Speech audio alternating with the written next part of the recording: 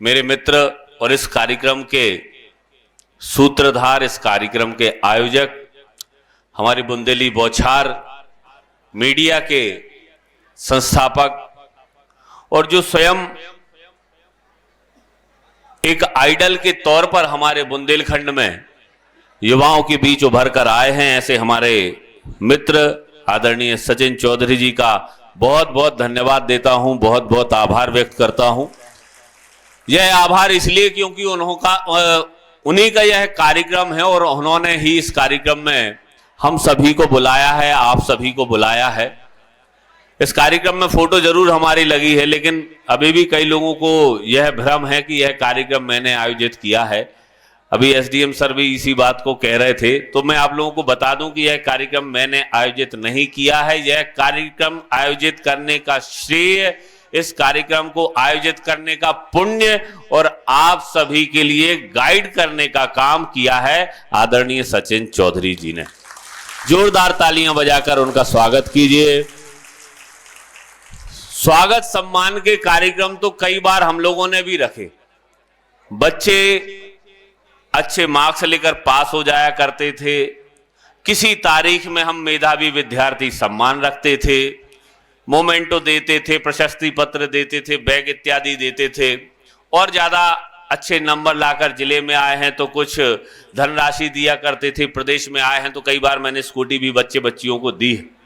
लेकिन ये सारी चीजें मोटिवेट करने के लिए काफी है, लेकिन एक लाइन देने के लिए काफी नहीं।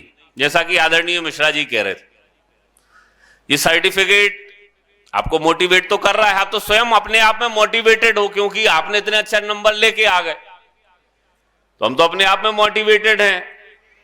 मम्मी पापा ने पूरे मोहल्ला में मिठाई खिलाई, ले लड़ुआ खाओ, मोड़ा पास हो गो। हमारी बिन्ना ने टॉप करो है, 80% आए हैं, 90% आए हैं, 95% आए हैं। सोन पपड़ी ले लेके भगी है मम्मी पूरे मोहल्ला में, पूरे रिश्तेदारों को फोन कर करके बताई मम्मी ने। एक बार नहीं उठाओ, दो बार नहीं उठाओ तो तीन तीन चार चार, बोले का बिना तुमने फोन का ही नहीं उठाओ, तो क्या बात हो गई जीजी? अरे मोड़ी ने टॉप कर लो। ऐसे ही हुआ। अपन तो ऑटोमेटिक मोटिवेटेड हैं ही, लेकिन इस मोटिवेशन का हम करें क्या, इस ऊर्जा का हम करें क्या, इस जोश का हम करें क्या? जब तक ये आपको कोई नहीं बताएगा इस जोश का कोई मतलब। और ये आज आपको किसने बताया? जोर से बोलो।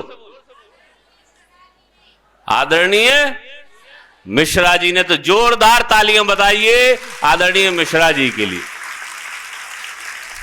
इनको लाने का काम सचिन भैया ने किया। हम तो नेतागिरी वाले लोग हैं, हमें तो टाइम ही नहीं मिल रहा, लेकिन आज यहां पर आकर जितना भी मैंने आदरणीय मिश्रा जी को सुना तो मुझे ऐसा लग रहा है कि जब हमने 12th पास की थी तब हमें ऐसा कोई टीचर, ऐसा कोई गाइडेंस वाला, ऐसा कोई मार्गदर्शन देने वाला क्यों नहीं मिला? क्यों उस समय ऐसी परंपराएं नहीं थी? अगर ऐसी परंपराएं या ऐसा अवसर या ऐसा सर्कल, देखिए सर्कल भी बहुत जरूरी है। संगत का बड़ा खेल है। पढ़ने लिखने वालों के पास पढ़ने लिखने वालों की संगत होगी, जो अलग अलग दिशाओं में अपना दिमाग चला रहे हैं, तो निश्चित रूप से आपके लिए तरह तरह के अच्छे आइडियाज प्राप्त होंगे। और गधों के साथ रहोगे, नॉन प्रोफेशनल लोगों के साथ रहोगे, जिनका पढ़ने लिखने में कोई मन ही नहीं है, जिन्हें जिंदगी भर अत्तई करना है, ऐसे लोगों के साथ रहोगे तो जीवन बर्बाद होना ही है, इसमें कोई संशय नहीं, कोई शक नहीं। ये तय मानकर चलना। हम आज रिग्रेट फील कर रहे हैं, हम आज ऐसा लग रहा है कि अगर हमारा जो ग्रुप था स्कूल का, उसे अगर ऐसा गाइडेंस मिला होता तो निश्चित तौर पर हम भी आज किसी ना किसी प्रशासनिक सेवा में होते। अगर हम प्रशासनिक सेवा में नहीं होते तब भी हमारा एजुकेशन लेवल और हमारा आईक्यू लेवल आज के वर्तमान के स्तर से भी बहुत ऊंचा होता। हम भले ही नौकरी ना करते, लेकिन खुद के अंदर भी हमारी बौद्धिक क्षमता बहुत आगे बढ़ जाती। आज का गाइडेंस, आज का मार्गदर्शन, आज की आपकी कैरियर की काउंसलिंग, मैं निश्चित रूप से आज इस कार्यक्रम को सफल मानता हूं और बहुत बहुत बधाई पुनः सचिन भैया को देता हूं। यहां पर मार्गदर्शन देने के लिए आए हुए आपके सभी विद्वान वक्ताओं का मैं हृदय से आभार व्यक्त करता हूं कि इस पीढ़ी को, इन बच्चों को हम ऐसे समय गाइडेंस दे रहे हैं जब इन्हें सबसे ज्यादा जरूरी है। मैं बेसिकली मानता हूं 10th के बाद बच्चों को लगभग सबसे पहले गाइडेंस दी जानी चाहिए और फिर 12th के बाद तो उनके लिए गाइडेंस की आवश्यकता है ही, जैसा कि आदरणीय मिश्रा जी ने बताया। कितने लोगों ने इनके विचारों से पूर्व आर्थिक विपन्नता को, मतलब आर्थिक कमी, पैसों की कमी को सबसे बड़ा हर्डल माना था एजुकेशन के लिए। जरा हाथ खड़े करो जिनको लगता था कि पैसों की कमी के कारण हम नहीं पढ़ पाएंगे, जरा हाथ खड़े कीजिए आप लोग। अरे अच्छे आराम से हाथ खड़े करो ना आप लोग। अरे अभी मैं फिर उपाय बताऊंगा तो आधे से ज्यादा लोगों के हाथ खड़े हो जाएंगे। अभी ईमानदारी से हाथ खड़े करो जिनको लगता है कि पैसे की कमी के कारण हम अच्छी पढ़ाई नहीं कर पाएंगे। ठीक है, अभी मुझे ऐसा लग रहा है 5% बच्चों ने ही हाथ खड़े किए। तो जिन लोगों ने हाथ खड़े किए हैं, अगर आपको ऐसा लगता है कि पैसों की कमी के कारण आप मनचाही पढ़ाई नहीं कर पाओगे तो आप मुझसे आकर मिलना, आपके पैसों की कमी को मैं दूर कर दूंगा। परेशान होने की जरूरत नहीं है, मन बनाओ। लेकिन गधों को मैं प्रमोट नहीं करता,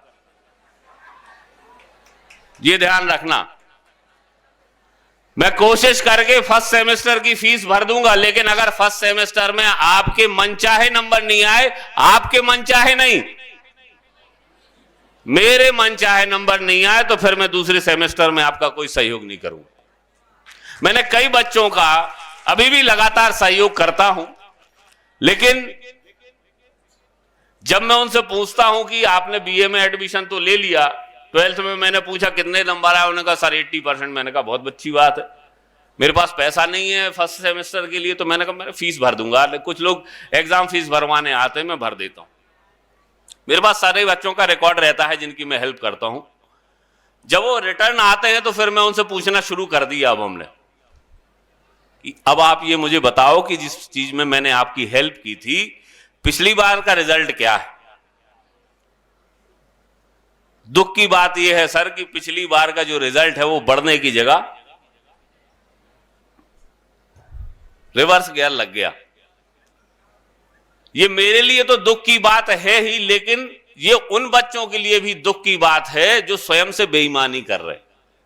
ये खुद से बेईमानी करना है, और जब लोग खुद से बेईमानी करने लग जाएं तो इसका मतलब उनका कोई भविष्य नहीं है। दो लोगों से कभी कोई बेईमानी कर नहीं सकता, एक खुद से और भगवान से। भगवान सब जानते हो और एक आप खुद जानते हो अपने बारे में। अरे हम बहुत थके हुए इसलिए पढ़ नहीं पा रहे, कहते हो खुद से, लेकिन क्या वास्तव में आप थके हुए होते हो क्या? ये एक एक्सक्यूज है जो हम अपने मन को देना चाहते। ये बात मैंने आप लोगों को इसलिए की क्योंकि जितने भी बच्चों को आर्थिक परेशानी हो, उन बच्चों के सहयोग के लिए मैं सदैव तत्पर रहा हूं, आज भी हूं और हमेशा रहूंगा। लेकिन यह आपके हाथ में है कि उस चीज का मोल आप रखो, क्योंकि मैं बिल्कुल नहीं चाहता कि कोई बच्चा किसी के सामने हाथ फैलाए। मैं बिल्कुल नहीं चाहता कि कोई पेरेंट्स अपने बच्चों के लिए किसी के सामने हाथ फैलाए, मैं बिल्कुल नहीं चाहता। लेकिन अगर कहीं यह कमी है और उस कमी के लिए हमें किसी की मदद लेनी पड़ रही है, तो हम उस मदद का 100 गुना करके अपने परिवार की इज्जत और सामने वाले का विश्वास लौटाने का प्रयास करें। ये हमारे मन का भाव होना चाहिए, ये हमारे मन का भाव होना चाहिए। नहीं तो वो एक प्रकार से मदद नहीं, एक उपकार कह लो, आप उसको दान कह लो या कुछ भी कह लो, वो एक गरिमापूर्ण तरीका नहीं होगा। मैं आप सभी बच्चों के लिए बहुत बहुत शुभकामनाएं देता हूं। आदरणीय मिश्रा जी ने, और उसके पूर्व में मैं थोड़ा लेट आया था, मैं तो मिश्रा जी को ही सुन पाया। बहुत सुंदर बातें आप लोगों के लिए की हैं। एक बात जो शुरू में मिश्रा जी ने कही थी वो निश्चित रूप से सत्य है। होम सिकनेस जो होती है बच्चों को, वो आपकी पैरों को जकड़ कर रखती, बाहर ना निकलने की आदत। हम बाहर कैसे जाएंगे, हम बाहर कैसे पढ़ेंगे, हमें भोपाल जाना है, कैसे जाएंगे, मम्मी की याद आ रही, पापा की, अब ना बड़ा, ये सारी चीजें होती है। अगर कहीं आपको इंदौर में जाना पड़ा, किसी इंस्टीट्यूट में आपने एडमिशन ले लिया, तो मैंने बच्चों को ऐसा देखा है जैसे बॉर्डर पर लड़ने जा रहे रोते समय। मम्मी रो रही, पापा रो रहे, भैया रो रहे, बिन्ना रो रहे, लिपड़ लिपड़ के रो रहे। इतनी अच्छी चीज के लिए जाते समय भी ये हाल है, तो फिर वहां पर जाकर निश्चित रूप से होम सिकनेस होती। मुझे मेरे पिताजी ने कक्षा दूसरी में भगा दिया था घर से। चंद्रपुर के पास में एक दुर्गापुर करके स्थान है, वेस्टर्न स्कूल लिमिटेड की, वहां पर माइंस हैं और वहां पर सेंट्रल स्कूल संचालित होता था। हमारे यहाँ सेंट्रल स्कूल नहीं था। मेरे पिताजी के मित्र थे श्री भरत चौबे जी, वो हमारे यहाँ चनौआ है, वहाँ के ही शिक्षक थे और सेंट्रल स्कूल में पदस्थ थे। तो एक दिन मैं अपनी ही टॉकीज में से निकल रहा था, फिल्म देख के मेरे पिताजी ने पकड़ लिया और उनकी विलक्षण प्रतिभा ने पहचान लिया मेरी प्रतिभा को भी, ये निश्चित रूप से बिगड़ने की स्थिति में है, इसलिए इसको यहाँ से जल्दी निकाल दो। कक्षा दूसरी में मेरे पिताजी ने आदरणीय भरत चौबे जी के साथ मुझे भेज दिया था पढ़ने के लिए। लेकिन ना मैं रोया, ना मेरे पिताजी रोए, बाकी घर में सब रो रहे थे, बाकी सब रो रहे थे। और जहां पर मैं रहता था, साल में एक आध बार घर का कोई मिलने आ जाए, अगर पिताजी ही मिलने आ जाए तो बहुत बड़ी बात है, माताजी और दादाजी दादी वगैरह का तो आने का कोई ऐसा था ही नहीं। एक बार मुझे बहुत अच्छे से याद है कि पिताजी वहां पर मिलने आए थे और उन्होंने 50 रुपए मुझे दिए थे। तो मैंने कहा पिताजी मुझे नहीं चाहिए। उन्होंने कहा क्यों मना कर रहे हो? हमने कहा रिता कछु मिलता ही नहीं है तो इन 50 को करेगा। ऐसी जगह पढ़ा मैं, 2-3 साल वहां पर पढ़ा, फिर उनका ट्रांसफर हुआ। तो मैं आप लोगों को बता रहा हूं कि जब भी आपके जीवन में बाहर जाने का समय आए तो बिल्कुल मत हिचकिचाना, बिल्कुल मत रोना गाना, बिल्कुल मत शर्माना। जब आप अपने घर से बाहर निकलोगे, दुनिया से आपकी पहचान होगी। असली दुनिया क्या है? अभी तो आप माता पिता की छाया में भाई बहन के सहयोग से अपनी जिंदगी जी रहे हो। असली दुनिया आपने अभी देखी नहीं। जितनी जल्दी इस असली दुनिया से आप वाकिफ हो जाओगे, उतना अच्छा आपके जीवन में आपका भविष्य भी बन जाएगा। मैं आप सभी के लिए बहुत बहुत शुभकामनाएं देता हूं, बहुत बहुत बधाई देता हूं। काफी लंबे समय से आप लोग यहां पर बैठे हो। बोलने के लिए तो बहुत कुछ है, बच्चों के बीच में मुझे बोलना बहुत अच्छा भी लगता है। और चूंकि आप सभी लोगों को मैं देश के भविष्य के रूप में देखता हूं और मुझे लगता है कि देश का भविष्य मजबूत होना चाहिए। खासतौर से अभी कुछ बच्चों को देख रहा था जिनको सर्टेनली बैक बेंचर्स कहते हैं, अपन यहाँ पर भी कुछ बैक बेंचर्स ऐसे हैं। मैंने उन बच्चों को देखा, उनका ध्यान अपनी गप्पों में था, उनने कछु सुनो ही नहीं आए थे। मैं खैर पॉइंट नहीं करूंगा, नहीं तो वो बच्चे शर्मा जाएंगे। लेकिन बच्चों, जब सीखने को मिले तो सीखो। भोपाल से चल के तो ठीक है, पिपरिया से चल के तो मैं से बात करवे को नहीं आ रहा। आपके लिए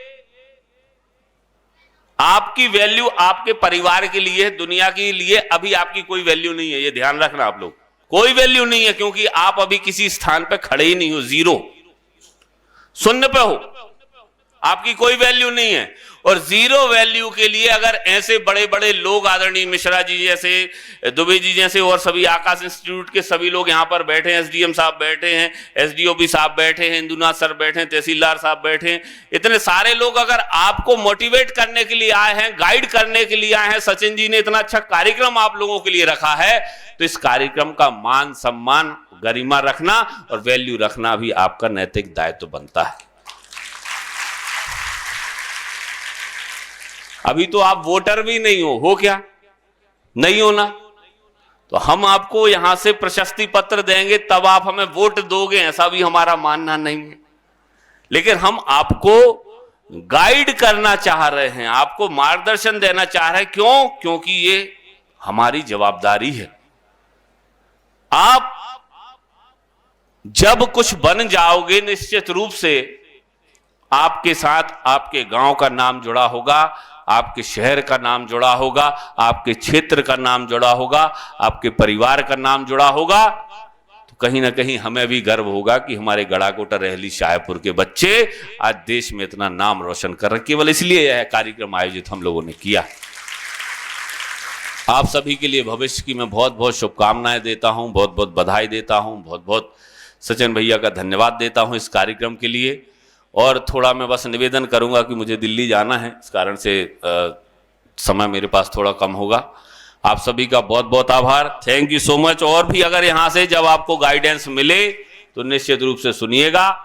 ऑनलाइन क्लासेस नहीं, लेकिन सर वगैरह की मोटिवेशनल स्पीचेस आपको ऑनलाइन मिले तो निश्चित रूप से आप उसको सुनिएगा, निश्चित रूप से आप सभी को प्रेरणा मिलेगी। बहुत बहुत धन्यवाद, बहुत बहुत आभार। बोलिए भारत माता की। अब अपने सपनों की पढ़ाई कीजिए अपने ही शहर के पास।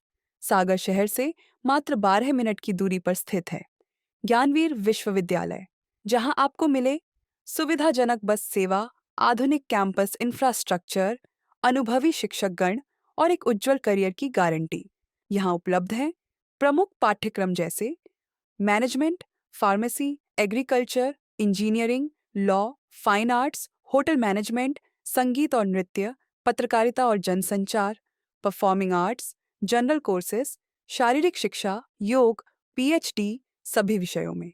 नए सत्र के लिए प्रवेश प्रारंभ हो चुके हैं। अधिक जानकारी के लिए संपर्क करें 977 0 522 117 या 977 0 523 279।